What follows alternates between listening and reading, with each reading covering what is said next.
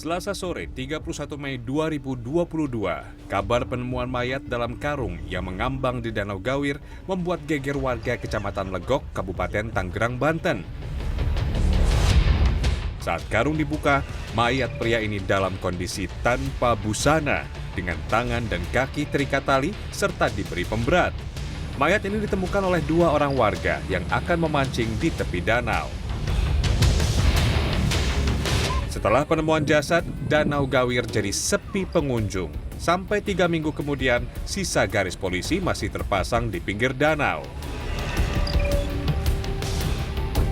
Nah, karung tersebut kemudian tertiup angin dan lama-lama semakin mendekat ke pinggir Danau Gawir. Nah, warga yang biasa memancing di sini itu sudah melihat kejanggalan di dalam karung tersebut. Karena dari karung tersebut itu kelihatan bagian tubuh dari korban. Dan ketika karung tersebut semakin mendekat, akhirnya semakin jelaslah bahwa di dalam karung tersebut berisi sebuah jenazah di mana jasadnya dalam kondisi tangan dan kaki terikat dan serta ada pemberat. Dari hasil identifikasi terungkap, mayat ini adalah Suherlan, seorang pengusaha limbah plastik warga desa Bojong Nangka, Kecamatan Kelapa II, Kabupaten Tanggerang.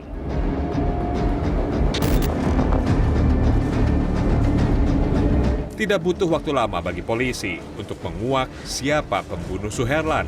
1 hari setelah mayat Suherlan ditemukan, atau pada Rabu 1 Juni, polisi meringkus SY dan MYM, tersangka pembunuh Suherlan. Mereka tidak lain adalah tetangga Suherlan dan terakhir terlihat di rumah korban. Di hadapan polisi, keduanya mengaku membunuh Suherlan lantaran sakit hati.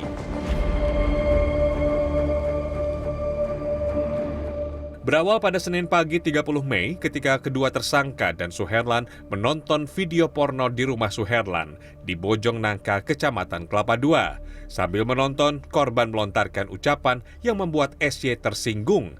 Kemarahan SY membuat ketiganya cekcok. Pelaku sakit hati dengan perkataan korban yang melecehkan kakak perempuan pelaku. Korban ini meminta pelaku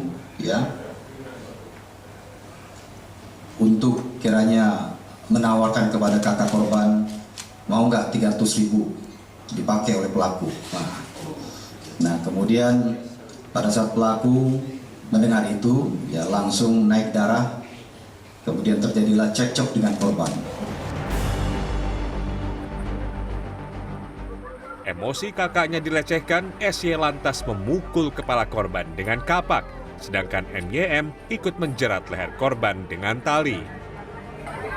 Korban yang berteriak meminta ampun dan berulang kali menyebut dirinya hanya bercanda, malah membuat darah kedua tersangka tambah mendidih. SY dan MYM lalu memukul korban yang sudah tidak berdaya dengan barbel beton hingga tulang rusuk korban patah.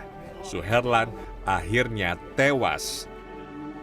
Berusaha menghilangkan jejak, SY dan MYM kemudian membungkus mayat Suherlan dengan karung dan membuangnya di Danau Gawir. Pembunuhan sang juragan limbah plastik ini sontak membuat warga kampung terkejut. Pasalnya, selama ini korban dan kedua tersangka pembunuhnya dikenal akrab. SY bahkan sering kelihatan ngopi di rumah Suherlan pada malam hari. Sangat kaget Pak, nggak nyangka, katanya kan mereka itu sering ngopi bareng katanya gitu, seperti itu kata tetangganya seperti itu gitu. Cuman ya begitu kejadian ya shock juga saya juga, ternyata pelaku sama korbannya adalah warga saya semua gitu. Kriminolog Australian National University Leopold Sudaryono menilai, dalam kasus ini hubungan pertemanan tersangka dan korban sebenarnya tidak harmonis. Menurut Leopold, kekerasan terhadap korban adalah puncak akumulasi kekecewaan dan kemarahan yang selama ini dipendam. Bisa saja selama ini karena kondisi atau status ekonomi yang berbeda, itu terjadi akumulasi kekecewaan, dari korban yang mungkin selama ini cenderung memposisikan pelaku lebih rendah, Sepeninggal Suherlan, rumahnya jadi tidak terawat. Berminggu-minggu sejak kematiannya, belum ada kerabat yang datang untuk mengurus rumahnya. SY sehari-hari bekerja sebagai tukang reparasi barang elektronik, sementara MYM adalah asistennya. Pasca pembunuhan, kerabat SY yang tinggal serumah turut meninggalkan rumah SY.